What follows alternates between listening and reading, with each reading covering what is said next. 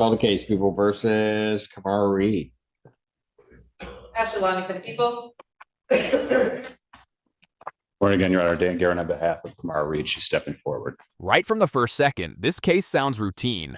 Another operating while intoxicated charge, another bond violation. But don't let that fool you. What unfolds in this courtroom is anything but routine. We have 21-year-old Kamara Reed standing before Judge Simpson, admitting not only to a bond violation, but also pleading guilty to operating while intoxicated. On paper, a misdemeanor. Up to 93 days in jail, $500 fine, court costs, possible vehicle immobilization, alcohol screening, community service, the usual statutory consequences under Michigan law. But what makes this case powerful isn't just the charge, it's what's underneath it. She was stopped just after midnight with her headlights off. Blood test, 0.09. That's above the legal limit of 0.08. Legally straightforward. Emotionally, much more complicated. As this hearing unfolds, it has to pay close attention to the judge's tone. Notice how this shifts from procedural compliance to something deeply human. This isn't just about punishment, it's about accountability, grief, and a young woman at a crossroads. And here's the question for you. When someone breaks the law because they're spiraling emotionally, should the system lean harder into punishment or into intervention? Stick around. This case is about to go deeper than anyone expected. Go ahead. Your Honor, Ms. Reed is here, I believe, for a pretrial and a bond violation. In however order Your Honor would like to proceed, she will be admitting to the bond violation and then ultimately pleading guilty as charged. So however Your Honor would like to approach that. Well, she's admitting to the violation. She is, Your Honor. All right. Is that correct, ma'am? Yes. Yes. Yep. Thank you. All right. All right. And what are we doing on the case? She's pleading as charged, Your Honor. She's pleading. Yes. Sure. May I have her sworn? Raise your right hand. You solemnly swear to affirm the testimony you're about to give will be the truth, the whole truth, and nothing but the truth, so help you God. Yes. State your name. Kamara Reed. All right. Ms. Reed, it is this court's understanding that you are going to be pleading guilty to the charge of operating while intoxicated. Is that correct? Yes.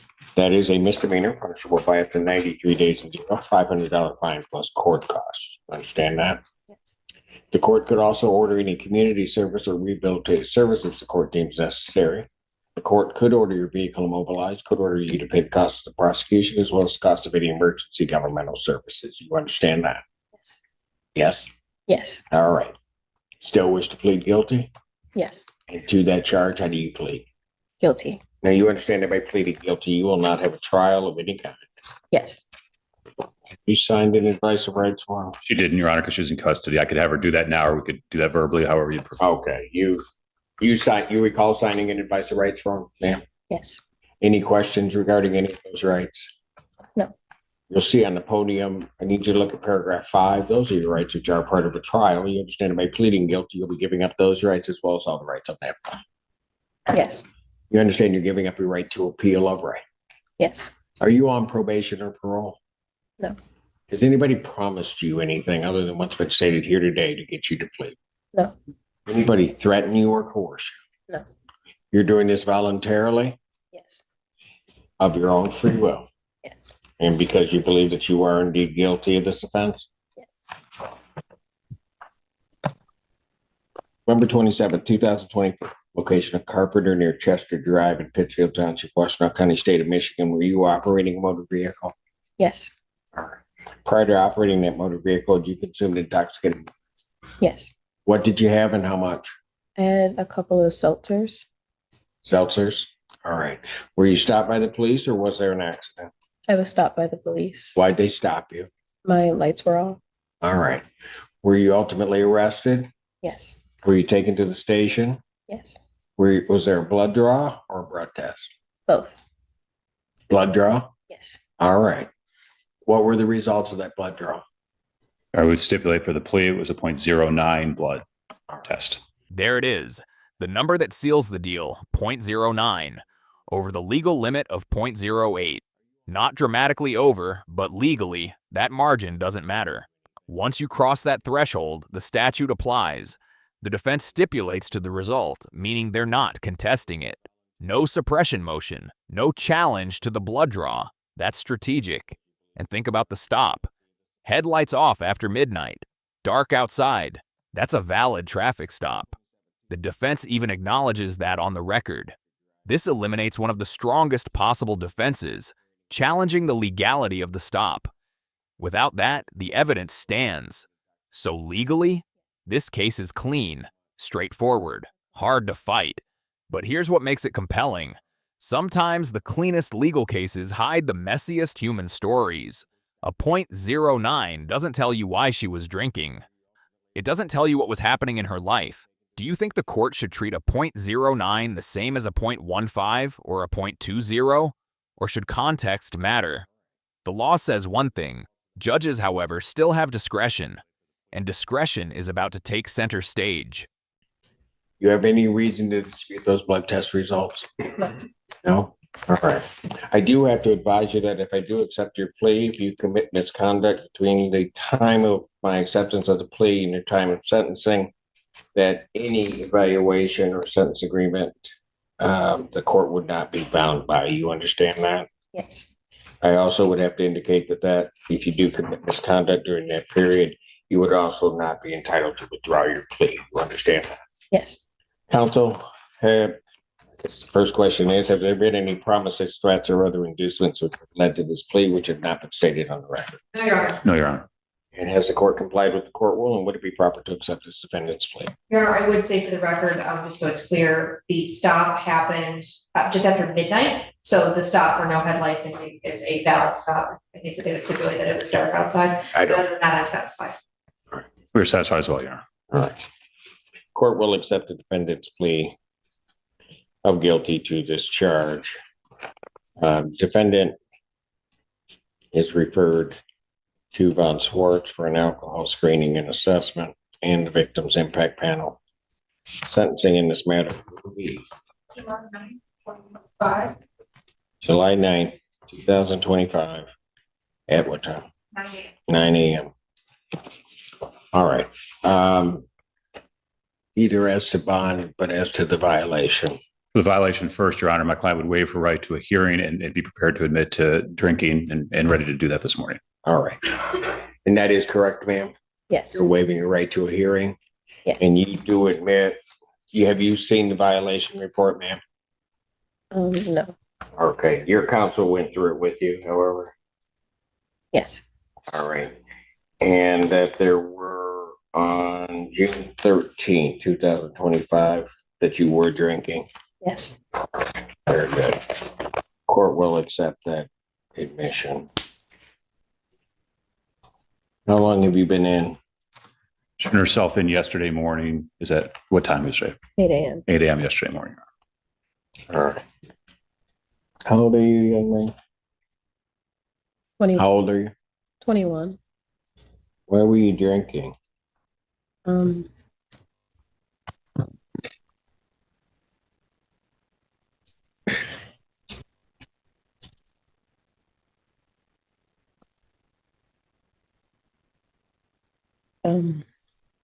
Sorry. My dad passed away a couple of Pardon? years ago. My dad passed away a couple years ago, and I'm not handling it probably in the best way. And this is where everything changes. What started as a routine OWI plea hearing suddenly shifts into something far more personal. Her father passed away when she was 18. That timing matters. Late adolescence, college transition, identity formation. That's a fragile stage in life. And she admits she hasn't handled it well. Notice the judge's tone shift. He stops sounding like a procedural referee and starts sounding like someone trying to understand the root cause. That's not softness. That's judicial assessment. Judges often look beyond the offense to determine risk and rehabilitation potential. And here's the brutal truth. Unresolved grief is one of the most common underlying factors in substance misuse. Not as an excuse, but as context. She says her drinking started after his death. That's not just a confession. That's a timeline. Now ask yourself, should grief mitigate punishment? Or does personal pain never excuse public risk, especially when driving is involved? That tension is at the heart of this moment.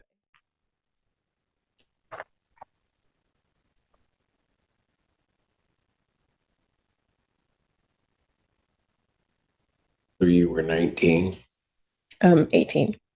18 when he passed away. Yeah.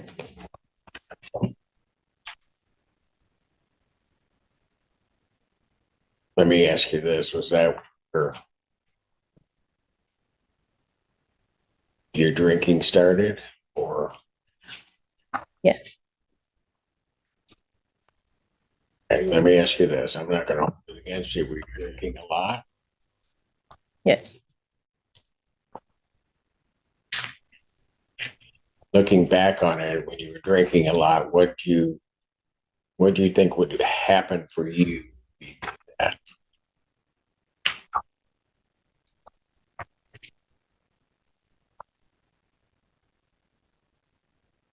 Probably don't know how to answer that question. I mean, Yeah. that's a tough question, isn't it? Suffice it to say, young lady, it would kind of make you forget and have the pain go away a little bit, right? Yeah. Okay. So, are you in school? Yes. I'm Pardon? supposed to go back next semester. Did you finish up this semester? No. What happened? I stopped attending my classes, so I had to withdraw. Where were you in school? It's my sophomore year, At what school? Eastern Michigan.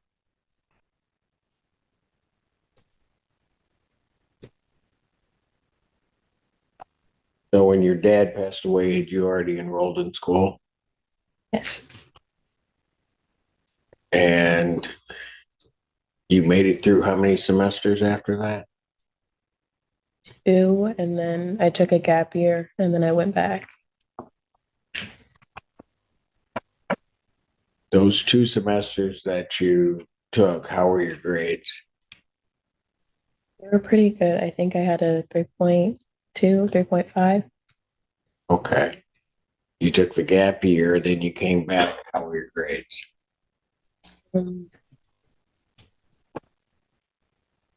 Okay, I think I had like a 2. Pardon? I think I had a 2.8 when I came back. Her academic record tells a story. Before the spiral, 3.2, 3.5 GPA, solid performance. After the gap year and return, 2.8, then withdrawal from classes. That's a measurable decline. Courts pay attention to patterns like this. They signal trajectory. Is this a defendant who is chronically reckless or someone slipping under pressure? Judge Simpson isn't randomly asking about grades. He's assessing stability, support structure, forward momentum. She has a twin brother. Her mother is in the courtroom. That matters. Family presence often signals accountability and support. Here's a question worth considering. When someone has clear potential and strong family backing, should the system prioritize preserving that trajectory instead of derailing it with jail time?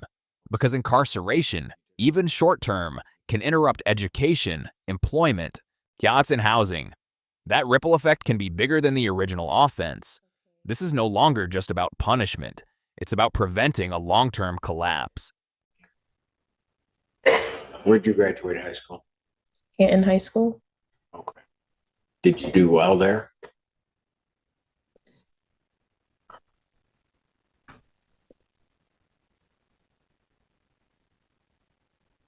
You got siblings? I have a twin brother.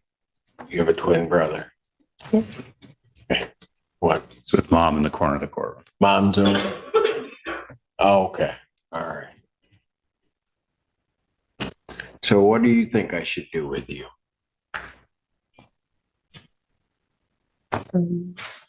Well, before you answer that, let me ask you this.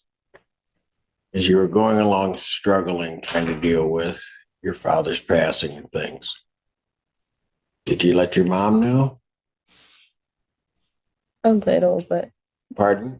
not as serious as it had gotten. I don't think. What about your brother? I think he noticed. You think he noticed? Yeah. Probably because he's your brother and also a twin, he probably did, probably felt it.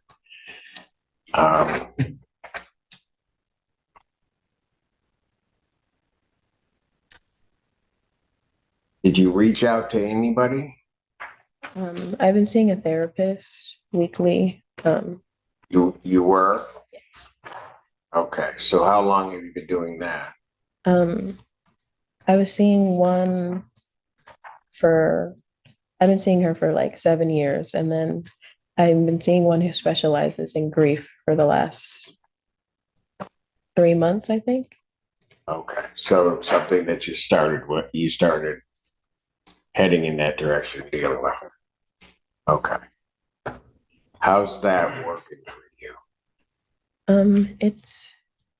It's going okay. I think I've been thinking about seeing someone else. Pardon? I've been thinking about seeing someone else. I don't know if it's a good fit. Okay, so your therapist might not be fitting with you, right? Okay. All right. Now I'll get back to what do you think I ought to do with you?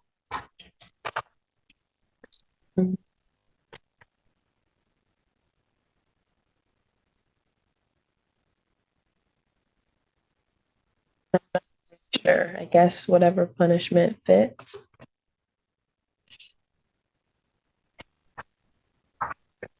Give you a chance to prove you can stay sober. Yeah. A chance to prove I could stay sober, I think. You think you can? Yes. That wasn't real confident the way you said that. I want to, and I think that I can. Did you catch that hesitation? I think that I can. Not I will. Not I'm certain. That pause says everything. Judge Simpson calls it out immediately. That's a psychological moment. Confidence matters in recovery. Judges listen closely for it. He's testing her insight. Does she recognize the problem? Does she believe she can change? Because courts are more willing to extend leniency when defendants demonstrate self-awareness and commitment. This is a subtle but powerful exchange. The judge is probing whether sobriety is a goal or just a courtroom promise. Let me ask you this. Do you think someone battling grief can realistically promise sobriety without structured support? Or does accountability need external enforcement? The next decision the judge makes will answer that question.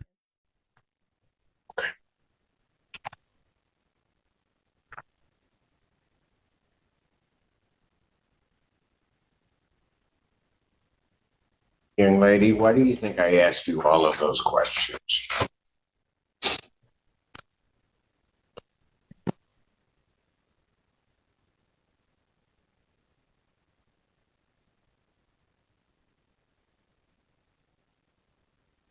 See why I did it, I guess.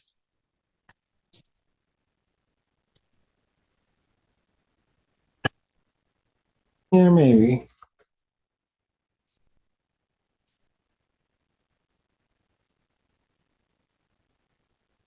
Here's the thing that you don't understand and are just beginning to kind of explore. Grief is a horrible thing in a lot of ways. It becomes real bad if you don't deal with it. It kind of just sits there, and then at some point, while you try to sort of bottle it up and push it down, it somehow or another just all of a sudden begins to explode. Right? And then at some point, because you're not dealing with it, you're kind of out of control. And then it becomes harder. At the beginning, you probably could have told somebody, but by that time, you don't tell anybody because it becomes hard to explain. Right? And it becomes real difficult to, no matter how close somebody is, even talk to anybody because you don't know if they're going to listen or they're going to take time to listen. And the reality of all of that is what you want is you just want that hurt, and other things to disappear. Right? Were you close to your dad? Yeah. Something's gonna.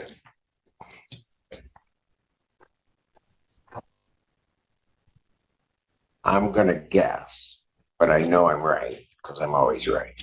But I'm gonna guess that you were a daddy.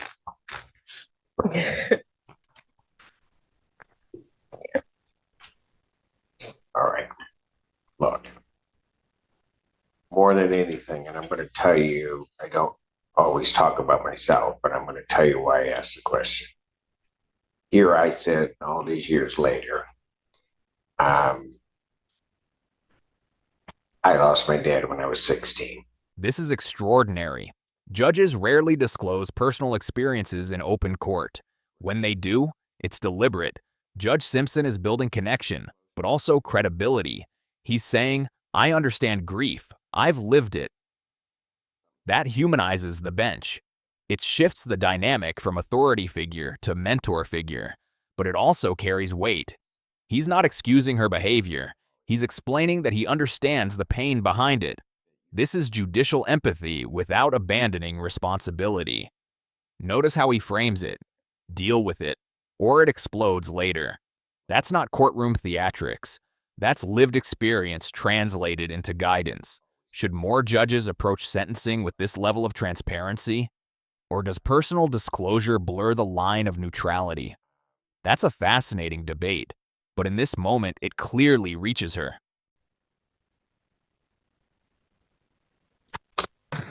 So when I'm asking you those questions about grief, I get it. Okay.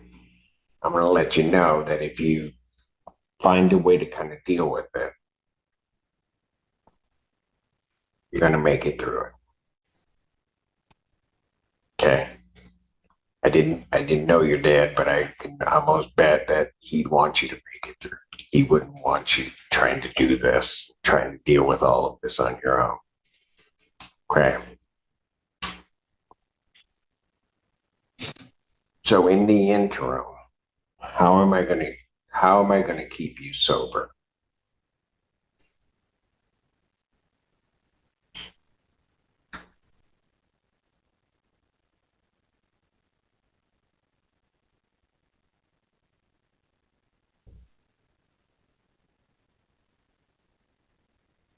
You.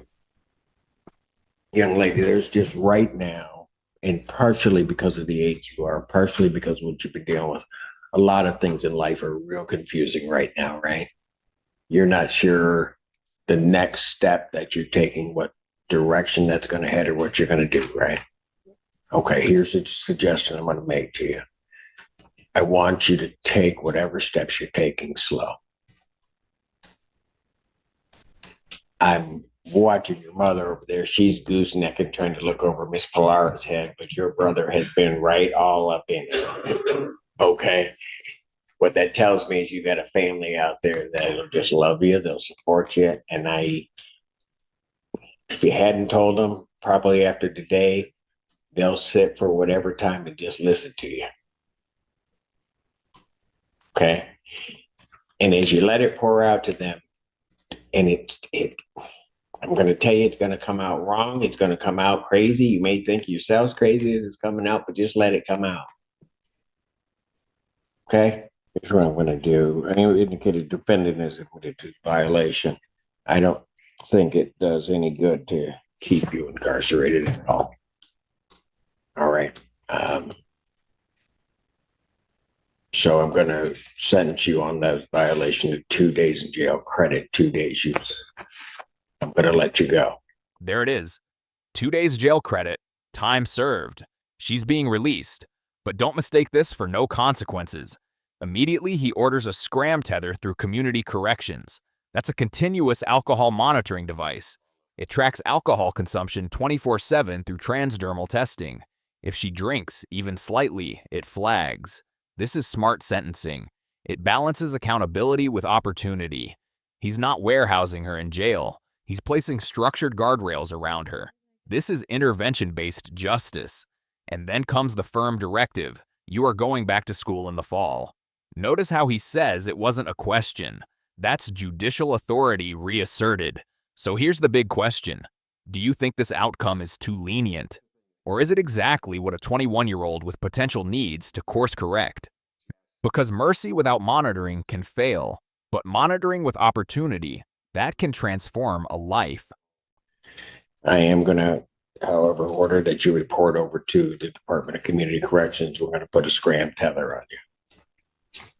Okay? You got that? Yes. All right. You are going back to school in the fall. That might have sounded like a question. It wasn't. Okay? And that, you can take that as an order. You're gonna go back. You're gonna just sort of walk that journey through life and do that, okay? You hear me? Yes. And I'll sign that SCRAM order and we'll get you over there. All right, young lady? Thank you.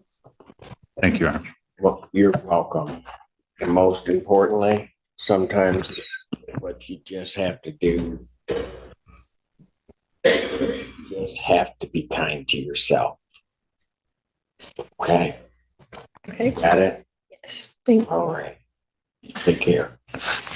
Thank you, Your Honor. Thank you, Your Honor. You. Mom, guys, take care of yourselves. I don't know if you heard that, but she's getting out today. You're welcome. And just like that, the court moves on. Another name, another case. But what happened here deserves reflection. Kamar Reed pleaded guilty to operating while intoxicated with a .09 blood alcohol level. She admitted a bond violation for drinking. She faced up to 93 days in jail. Instead, Judge Simpson imposed 2 days credit for time served, ordered a SCRAM tether for continuous alcohol monitoring, mandated alcohol screening and a victim's impact panel, and set sentencing for July 9th, 2025. He also made clear misconduct before sentencing could void any leniency. Legally sound, procedurally clean, emotionally profound. This wasn't just about punishing a mistake. It was about interrupting a downward spiral rooted in grief. The broader implication? Courts can function as correctional systems or as course correction systems. If you found this case as shocking as we did, make sure to hit that like button, share your thoughts in the comments, and don't forget to subscribe for more jaw-dropping courtroom breakdowns.